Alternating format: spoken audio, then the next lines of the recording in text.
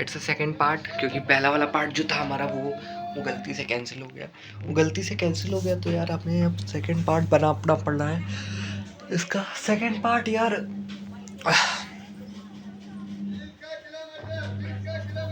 चलो यार स्टार्ट करते हैं सेकंड पार्ट को। सेकंड पार्ट में हम कहाँ पे थे, यहाँ पे यहाँ पे डायजोनियम प्रोसेस को पढ़ रहे थे। डायजोनियम प्रोसेस में RCl और HCl बना लेता है SO2, थाइनोक्लोराइड भी उसको कहते हैं इसको। RCl प्लस SO2 बनाता है इंटरनल SU SNI होती है रिएक्शन। इफ द बेस अगर इसमें इंट्रोड्यूस कर दे तो if the case of the pyridine the NiCe3SN2 takes place, इसमें रिएक्शन SN2 हो जाती है। फिर उसके बाद आती है रिएक्शन में, रिएक्शन किसकी अब हम पढ़ेंगे, हेलोएरिन्स की। रिएक्शन क्या होती है, SN2AR EAS और SNEA होती है, और लास्ट होती है SN1AR। ये मेथड ऑफ प्रिपरेशन में होती है। अब reaction with BDMI NH2 NO2 plus HCl, यहाँ पे O ऑक्सीजन, यहाँ पे Na प्लस Cl, यहाँ पे Na, यहाँ पे ये कुछ ये होता है, इसको हम लोग BCC कहते हैं, बेंजीन डाइजोनियम सॉल्ट बोलते हैं। उसके बाद तुम्हारा आता है रिएक्शन शॉर्टकट की बात कर लेते हैं इसमें। जैसे हम बहुत सारी रिएक्शन को पढ़ लेंगे। That is number 1 your Gattermann reaction, then तुम्हारी है सैंडमेयर रिएक्शन, और यहाँ पे बेल्जियम रिएक्शन। तो अब इसमें सबसे पहला क्या आता है तुम्हारी, जो हम रिएक्शन की बात करेंगे वो रिएक्शन है तुम्हारी Na2Cl। यहाँ पे क्या होता है Ki और PI, और यहाँ पे CuHCl, फिर होता है PHCl, यहाँ पे CuHBr एंड यहाँ पे होता है PH और Br। यहाँ पे CuCl2 HCl होता है तो PHCl बना लेता है, और CuBr2 बनाता है तो यहाँ पे HBr बना लेता है PBr। सैंडमेयर रिएक्शन होती है, गेटरमैन रिएक्शन होती है। उसके बाद क्या आता है HBrF4 हो जाता है। इसमें क्या हो जाता है PHF बेल्जिनियम सेक्राइड बना लेता है। उसके बाद आता है तुम्हारा यहाँ पे बाय मोलिकुलर एरोमेटिक सब्स्टिट्यूशन। इसमें क्या होता है, जैसे हम जानते हैं कि बेंजीन अपना X नहीं छोड़ता है कभी, लेकिन इसमें हम लोग अपने बेंजीन का X छुड़ाते हैं। तो बेंजीन का X कैसे छूटेगा, इसमें देखो यहाँ पे जैसे हम लोग यहाँ पे NaOH लगाते हैं और 623 केल्विन और 300 ATM का प्रेशर देते हैं, तो यहाँ पे बेंजीन अपनी इसको छोड़ देता है, मतलब X को छोड़ता है, जो कि वो कभी छोड़ना नहीं चाहता है। X को इसको ना चाहते हुए भी छोड़ना पड़ता है। उसके बाद क्या होता है यहाँ पे कि ये डाउट्स रिएक्शन और डाउट्स प्रोसेस भी बोलते हैं। इसमें क्या होता है, combination of anion and OP होती है। Ml कॉम्प्लेक्स होता है। रेट क्या, सॉल्युबिलिटी की हमेशा इन्वर्सली प्रोपोर्शनल होता है। और यहाँ पे ARF होता है। ARCl ये तुम्हारा स्टेबिलिटी का ऑर्डर होगा, जो इलेक्ट्रॉन खींचेगा जो इलेक्ट्रॉन खींचना चाहेगा। उसके बाद तुम्हारा rate of reaction for same सबके के लिए सेम होती है। उसके बाद बॉइलिंग पॉइंट क्या आता है, बॉइलिंग पॉइंट क्या होता है, बॉइलिंग पॉइंट यहाँ पे होता है, बॉइलिंग पॉइंट होता है MWT के इन्वर्स प्रोपोर्शनल। उसके बाद हाइड्रोजन बॉन्डिंग की प्रोपोर्शनल, और हाइड्रोजन बॉन्डिंग के डायरेक्टली प्रोपोर्शनल, और boiling point branching inversely proportional होता है। मेल्टिंग पॉइंट क्या होता है, पैकिंग के और सिमेट्रिक और डाइपोल मूवमेंट के इन्वर्सली प्रोपोर्शनल और डायरेक्टली प्रोपोर्शनल इसकी होता है। समझ गए? Is am clear? उसके बाद क्या आएगा भाई, तुम्हारा अगला जो टॉपिक है वो है डी ब्लॉक एलिमेंट। अब डी ब्लॉक एलिमेंट तो बहुत इजी चैप्टर है भाई। डी ब्लॉक का हमने कल तुमको वो पढ़ाया है ना, पीरियोडिक क्लासिफिकेशन, उसमें डी ब्लॉक के काफ़ी सारे थे, जैसे ट्रांजिशन एलिमेंट, और वो कौन सा था एक आता है तुम्हें इसमें हाइलेंथ्रॉइड कॉन्ट्रैक्शन, ये सारे ही थे। तो होप से तुम्हें दिख रहा है, हाँ दिख रहा है। चलो भाई स्टार्ट करते हैं। फिर यहाँ पे इलेक्ट्रॉनिक कॉन्फ़िगरेशन से स्टार्ट करते हैं। इलेक्ट्रॉनिक कॉन्फ़िगरेशन इसका क्या होता है, इलेक्ट्रॉनिक कॉन्फ़िगरेशन आता है यहाँ पे ये 3D4S2 Cu का 24 होता है, लेकिन यहाँ पे एक्सेप्शन होता है D5 S7 D10 और F14 में। अब यहाँ पे ट्रांजिशन एलिमेंट होते हैं। ट्रांजिशन एलिमेंट क्या होते हैं, incomplete field of d orbitals. अब जैसे Zn Cd Hg are not transition element, क्योंकि ये फुली फील्ड होता है। ये तुमको क्लास में मैंने बताया था। अब यहाँ पे देखो एक ट्रिक है, जैसे F26 है तो 3D6 4S2 है, ठीक है। ये क्या होता है, यहाँ पे कलर होते हैं, यहाँ पे अनपेयर्ड इलेक्ट्रॉन होते हैं, ये पैरामैग्नेटिक होता है, और यहाँ पे स्ट्रॉन्ग मेटेलिक बॉन्डिंग होती है इस पर। उसके बाद क्या होता है, हाइड्रोजन हाई मेल्टिंग पॉइंट होता है, यहाँ पे हार्डनेस होता है, हाई इंथैल्पी और एटमाइजेशन होता है, मतलब इन्हें तोड़ना बहुत कठिन होता है। उसके बाद मैग्नेटिक मोमेंट क्या होता है, U = N+2 बोहर मैग्नेट्रॉन, इसकी यूनिट होती है। N क्या है, number of the number of the unpaired electron.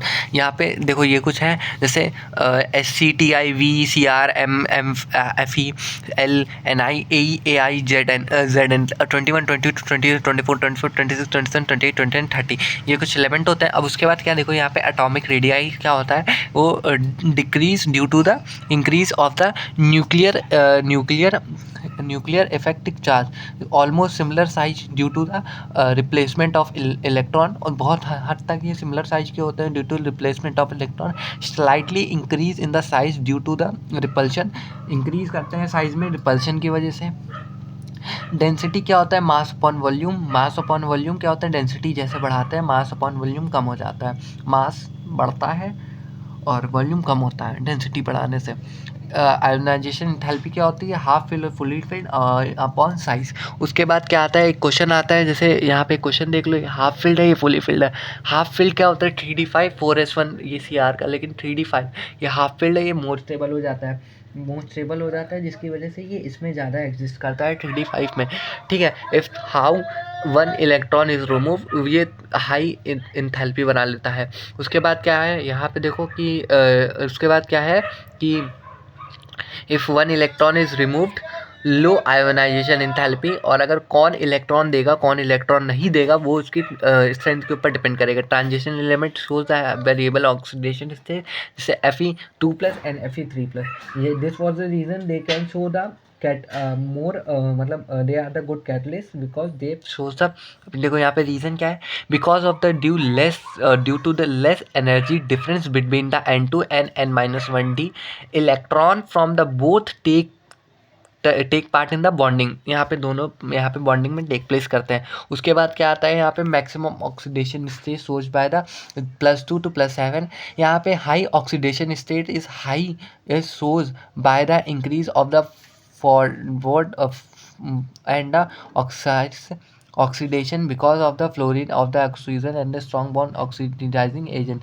they are the ये दोनों क्या होते हैं, फ्लोरीन और ऑक्सीजन क्या होते हैं, गुड बहुत बेस्ट इलेक्ट्रोनेगेटिव भी होते हैं। उसके बाद क्या आता है, इलेक्ट्रो पोटेंशियल आता है Mn2+ Mn0 और E0 = E+। क्वेश्चन में क्या आता है यहाँ पे, E0 value of the Mn3+ Mn2+ is more positive similar. ये देखो ये हाफ फील्ड स्टेबिलिटी आ जाती है। इसके बाद Cr3+,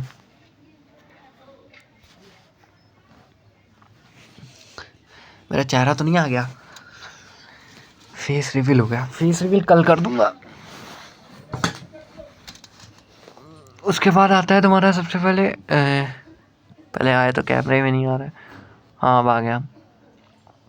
यहाँ पे Cr2+ आता है, Cr3+ आता है। इलेक्ट्रॉन नेगेटिविटी पॉजिटिव होती है। ऑक्सीडेशन एजेंट क्या होता है, जो खुद को रिड्यूस कर ले, और ये गेन ऑफ इलेक्ट्रॉन होता है। रिड्यूसिंग एजेंट क्या होता है, जो खुद को ऑक्सीडाइज कर ले, लॉस ऑफ इलेक्ट्रॉन होता है। याद करने के लिए Cr3+ T2G3 बनाता है, जो स्टेबल होता है, फुली फिल्ड होता है, हाफ फिल्ड होता है, कॉन्फ़िगरेशन में होता है। फिर यहाँ पे डिस्प्रोपोर्शनेशन ट्राइनेशन Cu2+ Cu0। यहाँ पे more stable due to the lower reducing potential and the high hybridisation energy. Cu+ is more stable less stable than Cu+1, क्योंकि यहाँ पे मोर हाइब्रिडाइजेशन एनर्जी होती है। ठीक है, उसके बाद क्या आता है तुम्हारा मोस्ट ट्रांजिशन एलिमेंट और metal are used as the catalyst because they shows a variable oxidation state. Also they have the ability for form complex due to the smaller size, higher cationic charge, vacant d orbitals। Colour dd transition की वजह से show करता है। इंटेंशियल होते हैं क्योंकि in the small size vacant space compound small amount of get trapped. इसमें क्या होता है Mn4। ये कुछ क्वेश्चन है, ठीक है। और एलॉय क्या होता है, सिमिलर रेडियस के होते हैं, लो ऑक्सीडेशन स्टेट होती है, बेसिक होते हैं, हाई ऑक्सीडेशन स्टेट होती है, ये एसिडिक होते हैं, इंटरटेरिक होते हैं, एम्फोटेरिक होते हैं। उसके बाद क्या आता है, F ब्लॉक एलिमेंट आता है। 14 एलिमेंट आफ्टर द लेंथोराइड कॉन्ट्रैक्शन और लेंथेनियम ये होते हैं। इसका इलेक्ट्रॉनिक कॉन्फ़िगरेशन 4f114s062 होता है। उसके बाद ये आता है, दिख रहा है लेंथेनॉइड कॉन्ट्रैक्शन। लेंथेनॉइड कॉन्ट्रैक्शन आ जाता है। लेंथेनॉइड कॉन्ट्रैक्शन को हम लोग कहते हैं चीता ही कह दे। ये होता है study decrease in the atomic size and ionic radii of the lanthanoids element with the increase in the atomic number is called lanthanoid contraction. अभी क्या ये क्या उसकी वजह से होता है, due to the poor shielding effect of the 4d electron 4f electron. और उसके बाद क्या आता है,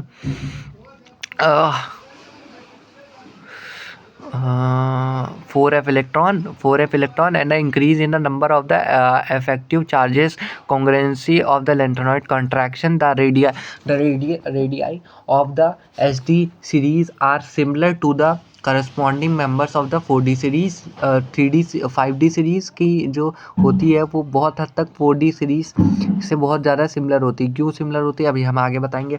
for example ZR and HF are almost same radii and the same physical property and a chemical property. Basic character decrease from LaOH3 to LuOH3. Alloy MiCH metal 95% lanthanoids होते हैं। Iron होते हैं SCCaAl use in a bottles shell light fill. Common oxidation state lanthanoid +3 होता है। Li+4 होता है। ULb होता है +2 होता है। स्टेट कॉन्फ़िगरेशन होती है। एक्टिनॉइड क्या होते हैं यहाँ पे 14 element after the actinium SFL 1 to 14 X6D 0 to 1 और 7S2। यहाँ पे ये कुछ पीरियोडिक टेबल। इसी के साथ तुम्हारी केमिस्ट्री तो यहाँ पे वाइंड अप होती है। अब उसके बाद आता है तुम्हारा मैथ। तो मैथ में सबसे पहले कुछ फॉर्मूले हैं, जैसे डी फ्रैक्शनल फॉर्मूला क्या आता है, साइन ए कॉस बी क्या होता है, sine A plus B plus cos sine A minus B. ठीक है, cos A plus sine B का क्या होता है, sine A plus B minus sine A minus B. उसके बाद क्या आता है, कॉस बी का क्या होता है, cos A plus B cos A minus B. फिर उसके बाद sine A plus sine B sine B का क्या होता है, कॉस ए यार एक चीज़ इसमें देखो, अच्छा ठीक है, साइन ए साइन बी का क्या होता है, cos A B minus cos A minus B. ठीक है, उसके बाद यहाँ पे फ्रैक्शनल फॉर्मूला आ जाता है। फ्रैक्शनल फॉर्मूला क्या होता है, फ्रैक्शनल फॉर्मूला होता है यहाँ पे sine C plus sine D क्या होता है, 2 sine C plus D upon 2 sine C D upon 2। ठीक है, उसके बाद आता है तुम्हारा sine C minus sine D क्या होता है, 2 cos C D upon 2 sine C D upon 2। उसके बाद आता है साइन सी कॉस सी और कॉस डी, ये 2 कॉस सी डी अपॉन 2 हो जाता है, कॉस सी डी अपॉन 2 हो जाता है। उसके बाद तुम्हारा आता है यहाँ पे cos C minus cos D क्या होता है, 2 sine C D plus 2 sine C D upon 2। अब इसके बाद हमारा आता है चैप्टर सेमीकंडक्टर क्या होता है, सेमीकंडक्टर होता है classification of the matters on the basic of conductivity. Conductors क्या होते हैं, conductors are they are allow current pass through them because of the free electron, जैसे कॉपर एंड सिल्वर हो गया। अब यहाँ पे इंसुलेटर क्या होता है, इंसुलेटर वो होते हैं जो अपने आस पास से करंट को पास थ्रू करने में नहीं देते हैं। जैसे ये क्या, इसमें क्या होता है, इसमें जैसे कि हो गया तुम्हारा, they does not allow current to flow because of the no unpaired no free electron. Semiconductor क्या आता है, the conductivity of the semiconductor lies between the insulator and conductors because at they behave at the 0 degree Kelvin, they behave like 0 degree Kelvin, they behave like insulator as they do not have a free electron at this temperature, but at a room temperature 300 Kelvin electron get sufficient amount of energy and becomes free, and now semiconductors behave like a conductors, silicon and germanium हो गया and गैलीलियम हो गया etcetera. अब उसके बाद क्या आता है तुम्हारा classification of semiconductor. Classification of semiconductor में क्या होता है, इंट्रांसिक सेमीकंडक्टर और एक्सट्रिंसिक सेमीकंडक्टर। इंट्रांसिक सेमीकंडक्टर क्या होता है, प्योर सेमीकंडक्टर होता है। एक्सट्रिंसिक सेमीकंडक्टर क्या होता है, इम्प्योर सेमीकंडक्टर होता है। अब impure semiconductor that is your extrinsic semiconductor. इसमें दो पार्ट आते हैं। दो पार्ट में सबसे पहला पार्ट होता है यहाँ पे एन टाइप और P type. N type pentavalent impurity होती है, P type N type pentavalent impurity होती है, पी टाइप ट्राईवैलेंट इम्प्योरिटी होती है। समझ रहे हो, पी टाइप ट्राईवैलेंट इम्प्योरिटी होती है। उसके बाद क्या आता है तुम्हारा पेंटावैलेंट इम्प्योरिटी में आता है तुम्हारा they have the 5 electron in the outermost shell. Pentavalent होते हैं, इसमें क्या होते हैं 3 electron in the outermost shell. Sharing of electron take place, यहाँ पे इलेक्ट्रॉन की शेयरिंग टेक प्लेस करती है। कोवैलेंट बॉन्ड इस फॉर्म, यहाँ पे कोवैलेंट बॉन्ड बनती है। Initially electron are completely valence. अब सारे ही कंपाउंड्स हैं वो वैलेंस रहते हैं, और but on the increasing temperature free electron holes pair are generated. जब हम टेम्परेचर बढ़ाते हैं तो free electron hole pair generate हो जाते हैं। ठीक है, उसके बाद क्या आता है इंट्रिंसिक सेमीकंडक्टर और एक्सट्रिंसिक सेमीकंडक्टर। इंट्रिंसिक सेमीकंडक्टर में क्या होता है, it is a pure form of the semiconductor. ये pure form of the semiconductor होता है, completely dependent on the temperature पे डिपेंड करते हैं। लो कंडक्टिविटी होती है। Number of the free electron होते हैं वो equal to hole number of the holes के होते हैं। एक्सट्रिंसिक सेमीकंडक्टर क्या होता है, एक्सट्रिंसिक सेमीकंडक्टर क्या होता है, पेंटावैलेंट एंड ट्राईवैलेंट इम्प्योरिटी होती है, आर एडेड होती है। It does not depend on the temperature पे डिपेंड नहीं करते हैं। हाई कंडक्टिविटी होती है। Number of the free electron क्या होता है, electron number of the electron के इक्वल होते हैं। उसके बाद क्या आता है यहाँ पे N type semiconductor. N type semiconductor में क्या होता है, एन टाइप और पी टाइप सेमीकंडक्टर के बीच में डिफरेंस। एन टाइप और पी टाइप के सेमीकंडक्टर के बीच में डिफरेंस। अब ये कैसे आता है, यहाँ पे पेंटावैलेंट इम्प्योरिटीज ऐड होती हैं, यहाँ पे फॉस्फोरस और एंटीमनी। ये depends on the silicon and depends on the germanium. यहाँ पे इलेक्ट्रॉन डेंसिटी क्या होती है, ग्रेटर होती है, होल्स में होती है, और electron are the majority charge carrier, holes are the minority charge carriers. Donor energy level is just below the conductive bond यहाँ पे, और Fermi level is towards the conductive bond. यहाँ पे ट्राईवैलेंट इम्प्योरिटी इज एड, यहाँ पे trivalent impurity add होती है, aluminium and silicon, और यहाँ पे depend on silicon depends in germanium. ठीक है, यहाँ पे electron donating is electron density is less than the electron holes density.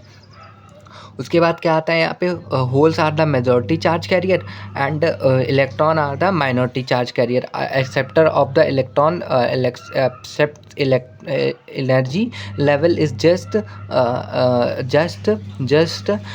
Just above the valence bond. और फर्मी लेवल क्या होता है वो यहाँ पे फर्मी लेवल जो होता है वो यहाँ पे इस टूवर्ड द वैलेंस बॉन्ड। अब यहाँ पे हो चुका है तुम्हारा अगला, यहाँ पे देखो पीएन जंक्शन। अभी 1-2 टॉपिक और बाकी है जो लगे नहीं है, जो कि मैं तुम्हें लगा दूंगा यार बहुत जल्दी। सेमीकंडक्टर भी हम खत्म करेंगे। न्यूक्लियाई क्या होता है, न्यूक्लिया क्या होता है, it is the central part of the atom where the total positive charge of the atom enters mass of an atom is a constraint. ठीक है, total part charge of the atom होता है। प्रॉपर्टी ऑफ द न्यूक्लियर समझ लो, nuclear density same all atom, nuclear density सारे atom में same रहती है।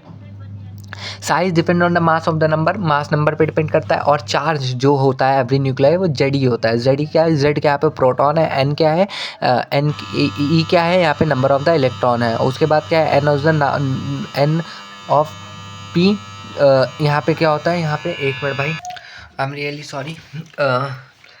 तो यहाँ पे होता है, यहाँ पे हम कहाँ पे थे, ये 1.67 इंटू 10⁻19 कोलॉम्ब होता है। फिर उसके बाद यहाँ पे एटॉमिक नंबर होता है। एटॉमिक नंबर क्या होता है, यहाँ पे number of the proton and number of the electron in a atom. यहाँ पे मास नंबर क्या होता है, मास नंबर ए से डिनोट होता है और एटॉमिक नंबर जेड से डिनोट होता है। टोटल मास नंबर क्या होता है, total number of the neutron and the proton inside the atom.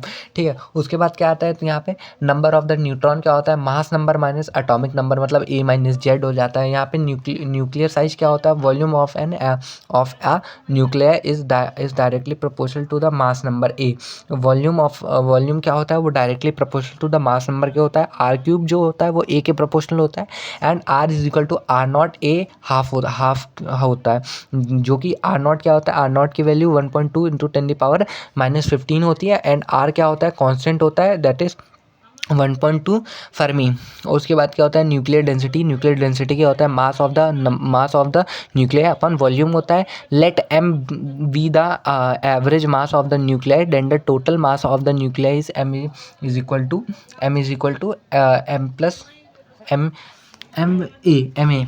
ठीक है, and density mass of the nuclear, mass of the mass volume of the nuclei, that is rho is equal to 3m upon 4 pi epsilon naught, 4 pi r naught का cube.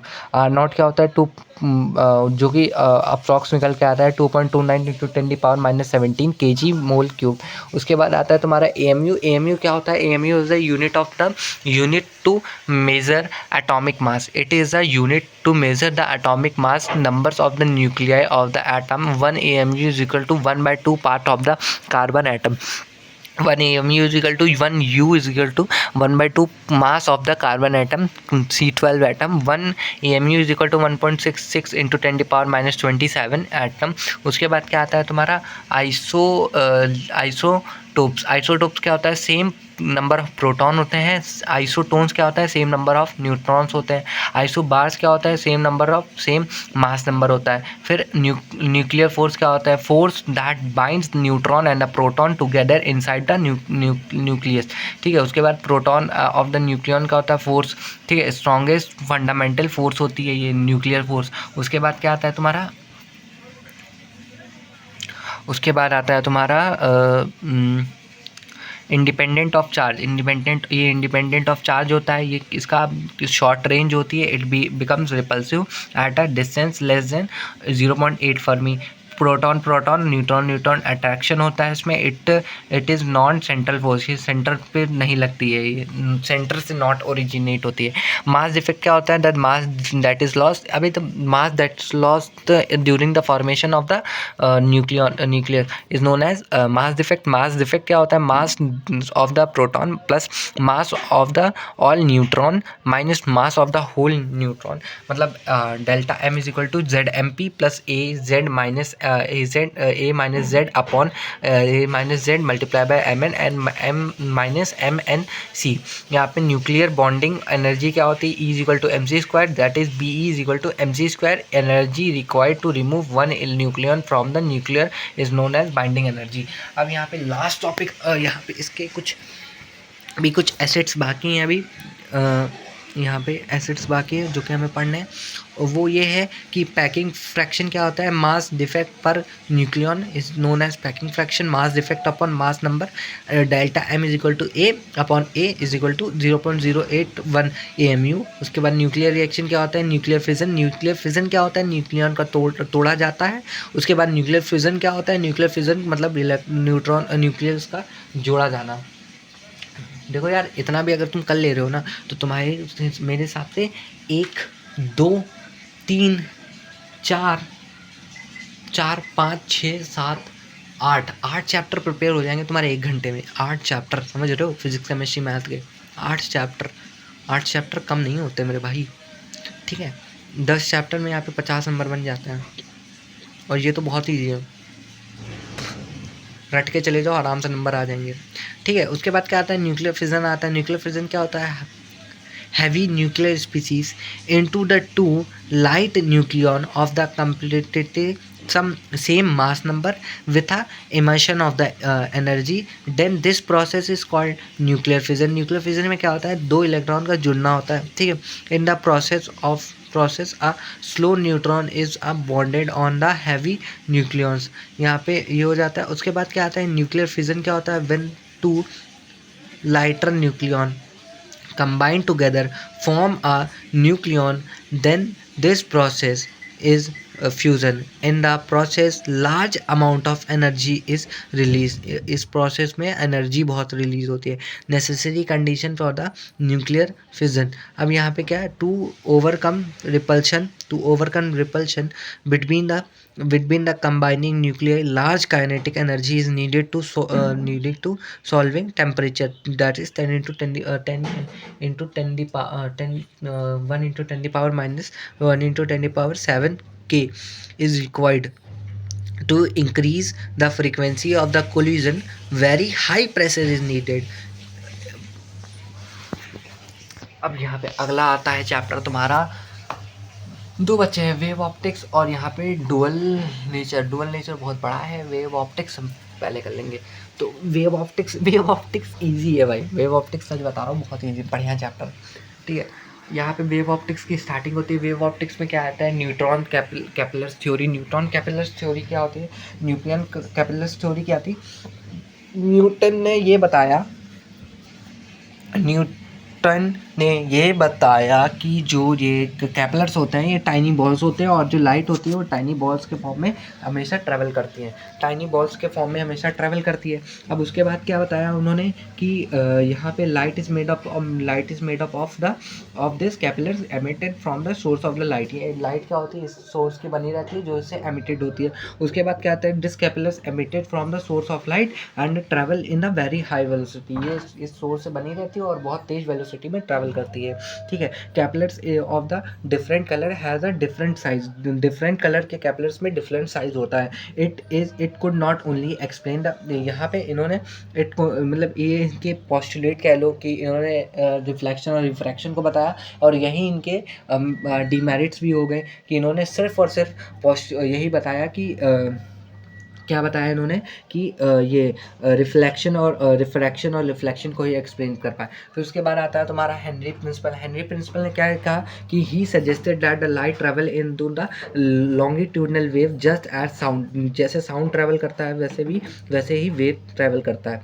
ठीक है. उसके बाद क्या आता है तुम्हारा पैरामैग्नेटिक थ्रू द एयर. उसके बाद क्या आता है, थ्रू हाइपोथेसिस मीडियम. इन्होंने एक हाइपोथेसिस मीडियम दिया जिसमें क्या बोला कि यूनिवर्स कॉल ईथर को बताया और but it is prove that wrong nature of the light. इन्होंने क्या बोला कि लाइट हमेशा ट्रांसवर्स वेव में ट्रैवल करती है, लॉन्गिट्यूडनल वे में ट्रैवल करती है, लेकिन वो हमेशा ट्रांसवर्स में करती थी. उसके बाद क्या इन्होंने रॉन्ग क्या बताया, थ्योरी एक्सप्लेन. इनकी थ्योरी ने बहुत अच्छा पोस्टुलेट भी कह सकते हैं ये कि रिफ्रैक्शन को एक्सप्लेन कर दिया, इंटरफेरेंस को एक्सप्लेन कर दिया, पोलराइजेशन को एक्सप्लेन कर दिया ऑफ लाइट की. लेकिन इनके फेलियर्स क्या रह गए कि इन्होंने लॉन्गिट्यूडनल वेव बोली बट लॉन्गिट्यूडनल नहीं, ट्रांसवर्स होती है और speed of light is greater than the denser medium than rare medium, but it is not true.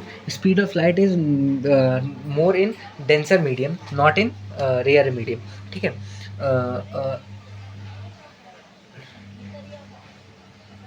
नहीं, रेयर मीडियम में ज़्यादा होती है, डेंसर मीडियम में कम होती है स्पीड ऑफ लाइट, ठीक है. फिर यहाँ पे वेव फ्रंट आया. Wave front it is a locus of the all such particle which are oscillating in the same phase normal to the wave front direction of the propagation of the wave at the same time. उसके बाद क्या आता है, Henrys concept. Henry second wave, इनका दूसरा law आ जाता है, wave theory आ जाती है. Every point on a given wavefront act as a fresh source of disturbance from the its own wave called secondary wavelength. अरे वो वाला जो पत्थर डालो तो ऐसे ऐसे ऐसे बढ़ता चला जाता है, तो हर एक नया वेव फ्रंट बनाता है. In the homogeneous medium secondary wave spread with a same speed all direction. tangent drawn in the forward direction on the secondary wavelength is given a new wave front. Types of wave front क्या होते हैं यहाँ पे. इस spherical wave front में क्या point source बनाता है, प्लेन वेव फ्रंट में क्या इन्फराइट सोर्स बनाता है, और सिलेंड्रिकल में क्या लीनियर सोर्स और रेक्टेंगुलर सोर्स बनाता है. अब यहाँ पे सुपरपोजिशन लॉ होता है. सुपरपोजिशन लॉ क्या बताता है. The resultant of the displacement due to the resultant displacement due to the number of the wave is a similar to the vector sum of the displacement produced by the each of them. y is equal to y1 y2 y3 yn. फिर इसके बाद interference of light. Interference of light में क्या आता है. Interference of light में ये आता है कि 20 मिनट की वो हुई थी, 30 मिनट की, 50 मिनट हो गए हमारे पास. तो interference superposition of the meeting of the same frequency and the same amplitude wave in the same direction. Crust trough और यहाँ पे क्रस्ट ट्रफ ये होता है. फिर उसके बाद आता है तुम्हारा nuclear condition for the congruent interference. यहाँ पे क्या होता है. यहाँ पे फेज डिफरेंस क्या होता है 0 2 पाई. यहाँ पे हमेशा 2 पाई 4 पाई 8 पाई 6 पाई ऐसे रहेगा. और इसमें पाथ डिफरेंस क्या होगा 0 पाई 2 पाई 3 पाई 4 पाई 6 पाई 5 पाई है ना, ऐसे रहेगा. यहाँ पे necessary condition for the destructive interference में क्या होता है. फेज डिफरेंस हमेशा क्या रहता है पाई 3 पाई 5 पाई. यहाँ पे 2n पाई प्लस 1 हो रहता है. यहाँ पे pi by 2 3 pi by 2 5 pi by 2 2n pi plus 1 pi by 2. Interference of the wave by the Young's double slit experiment. Fringe breadth क्या होता है. b is equal to lambda by D upon क्या small D. On emerging YDAC expansion in any medium, its wave decreases seized by the mu times with the relative or to the air. Beta dash is equal to mu lambda upon mu D upon capital D upon D small D. उसके बाद क्या आता है तुम्हारा beta B you. और यहाँ पे breadth of the bright fringe breadth of the dark fringe के इक्वल होती है. Distance between two dark fringe wide breadth of the fringe के. Necessary condition for the YDAC. Monochromatic होना चाहिए, सेम फ्रीक्वेंसी होना चाहिए, और कोहेरेटिव सोर्सेस होना चाहिए, सेम फ्रीक्वेंसी होना चाहिए, सेम डायरेक्शन होना चाहिए. Slight of the both source should be thin होनी चाहिए. उसके बाद कोहेरेटिव सोर्सेस की बात कर लेते हैं. कोहेरेटिव सोर्सेस क्या होता है. Which emits a light of wave have the same number of frequency waves and in the same phase और दे कांस्टेंट फेज डिफरेंस. अब यहाँ पे आई मैक्स का फॉर्मूला देख लो. आई मैक्स क्या होता है R plus R minus 1 square. अब यहाँ पे स्लिट विथ रेशियो भी यहाँ पे ये क्या होता है W1/W2 I1/I2 A1/A2 और यहाँ पे होता है A1/A2 का होल स्क्वायर आर स्क्वायर. उसके बाद क्या आता है. उसके बाद आता है तुम्हारा A1/A2. यार सॉरी मतलब मेरे हाथ से फ़ोन छूट रहा है क्योंकि मुझे नींद लगी है. ठीक है. उसके बाद आता है तुम्हारा ratio of the intensity ratio of the breadth A2/A1 A2/A2 R0 R1/R2 R square.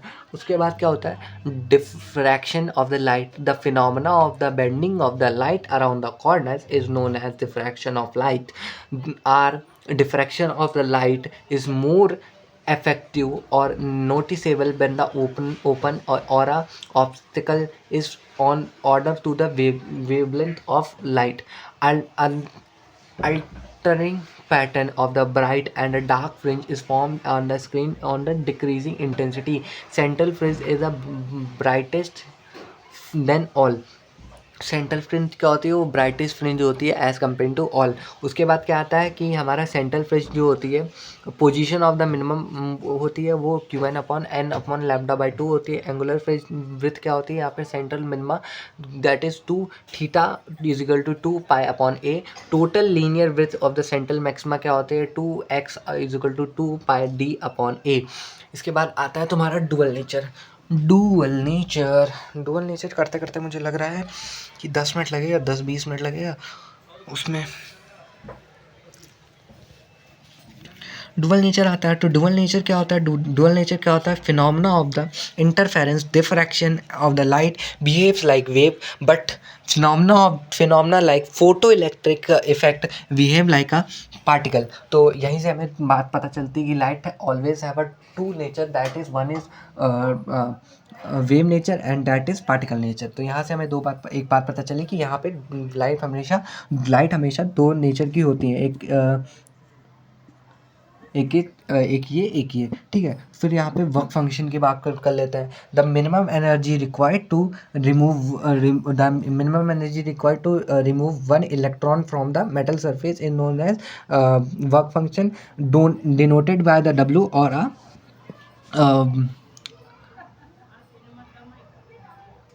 इसको क्या कहते थे यार, मैं ऐसे ही भूल जाता हूँ। ये क्या होता था? पाई नॉट नहीं, ये क्या होता था यार, नाम भूल गया मैं इसका। थीटा नहीं, थीटा के बाद वाला phi not.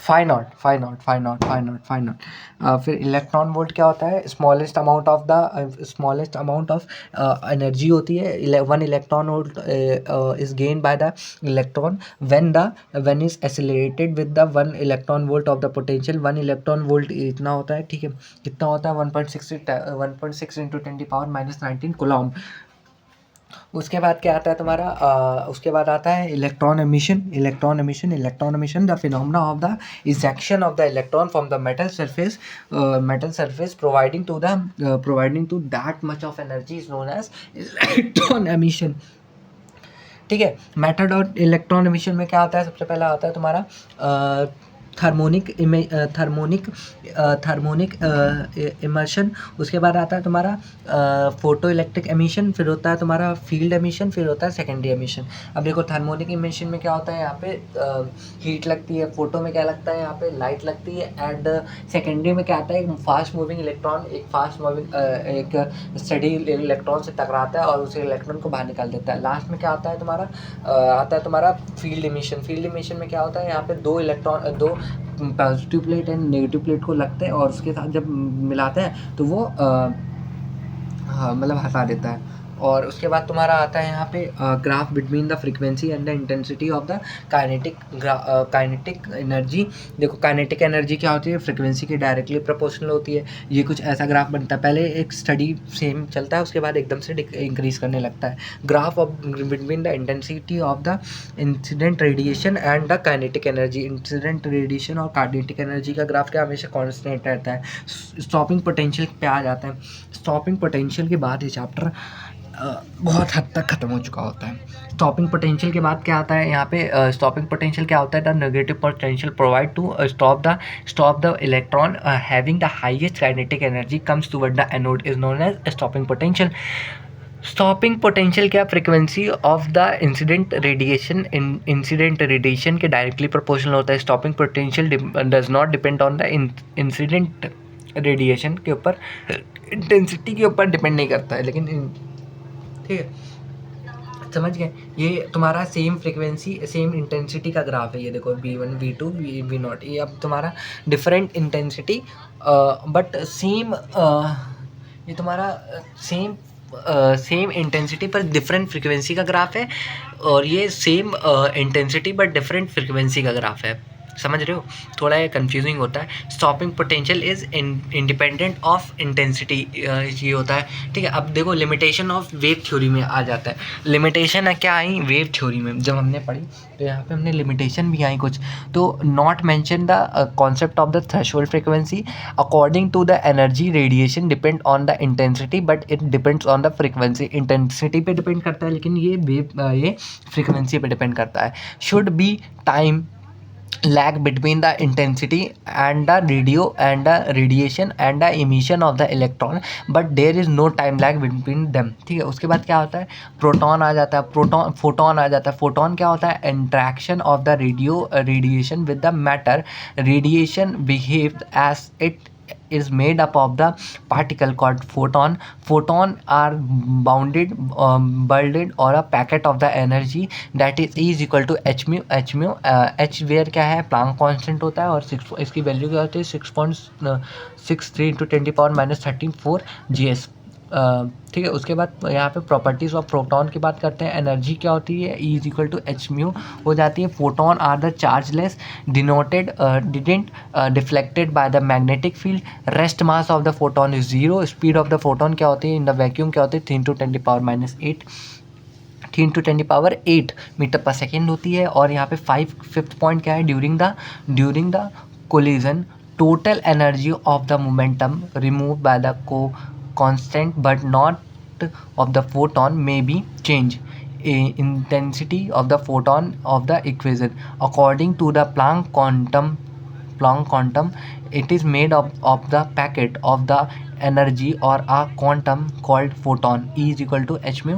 K max is equal to 1 by lambda minus 1 by lambda naught. K max is equal to V minus V naught.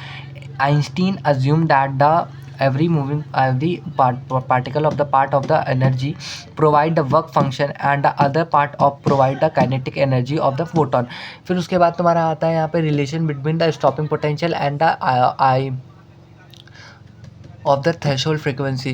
के is equal to H mu W, यहाँ पे हो जाता है स्टॉपिंग पोटेंशियल प्लांक कांस्टेंट, और या K is equal to minus W, ये represent करता है ये। फिर डी ब्रॉगली हाइपोथेसिस के पास आ जाते हैं, that is derivation for the wave theory, wavelength. फिर उसके बाद wave is always associated with every moving particle which called matter wave और de Broglie waves. The wave length of the de Broglie waves is given by lambda is equal to h by mv, mass of the body, velocity of the body.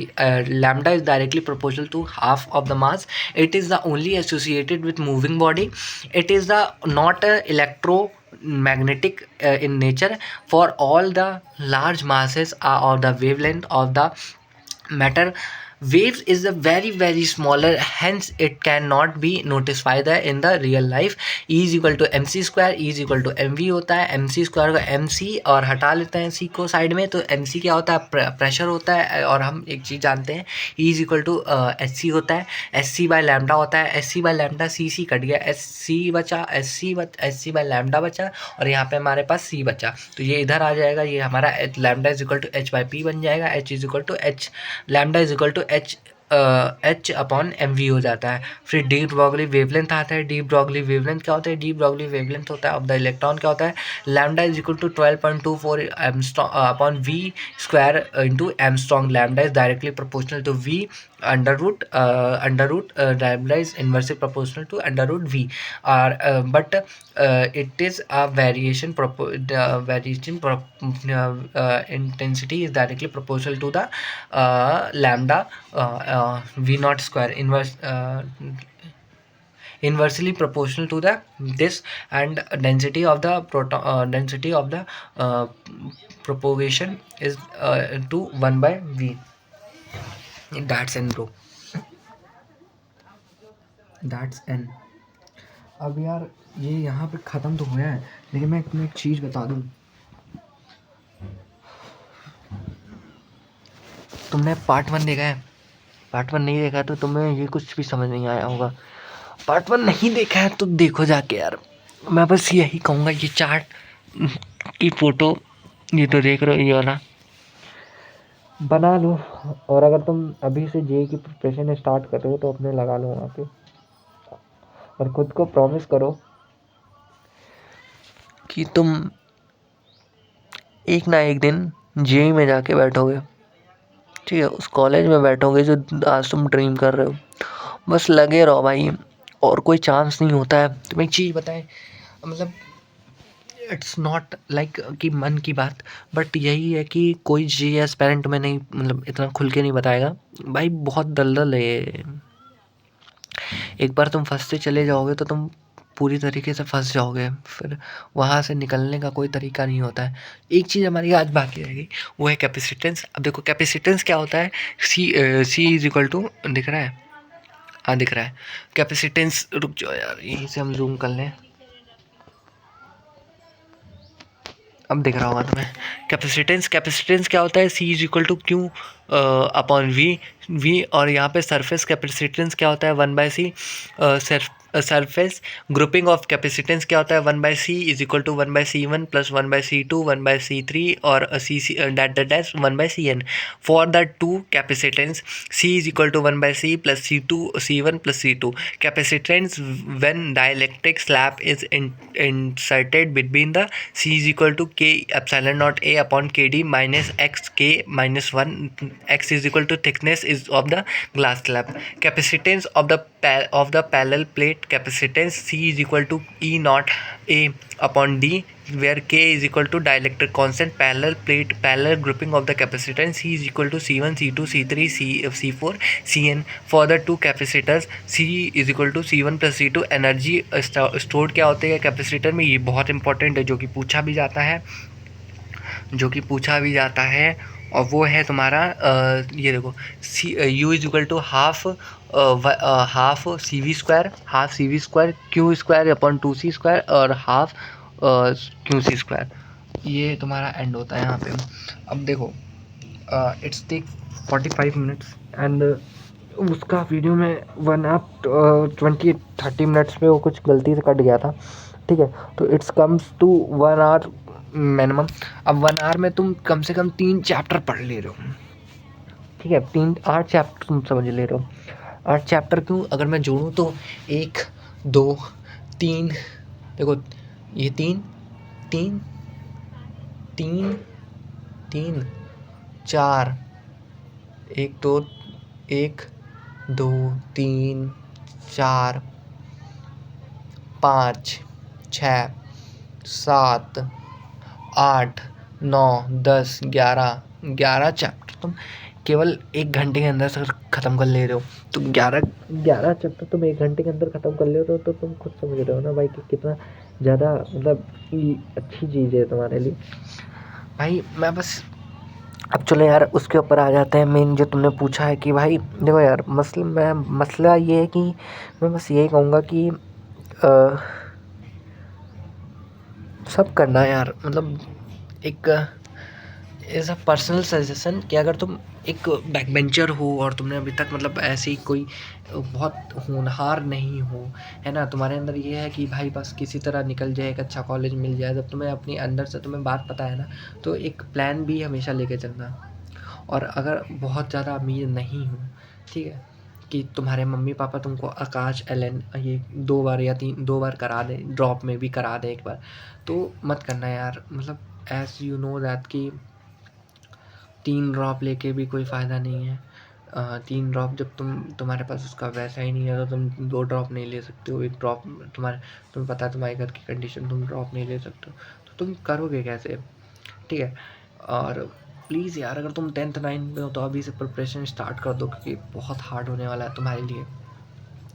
और it's all comes to कि जितने भी chapter तुम पढ़ लो, क्योंकि इसका course ना बहुत लंबा है। तुम 11th 12th ख़त्म करते तुम एट दी एंड जब तुम 12th ख़त्म कर रहे होगे अपनी, अभी इस टाइम पे जैसे मैं कल एग्ज़ाम है मेरा, तो मुझे भी पता है मैंने 1-2 चैप्टर अभी भी छोड़ रखे हैं। 1-2 चैप्टर्स के पूरे बैकलॉग है।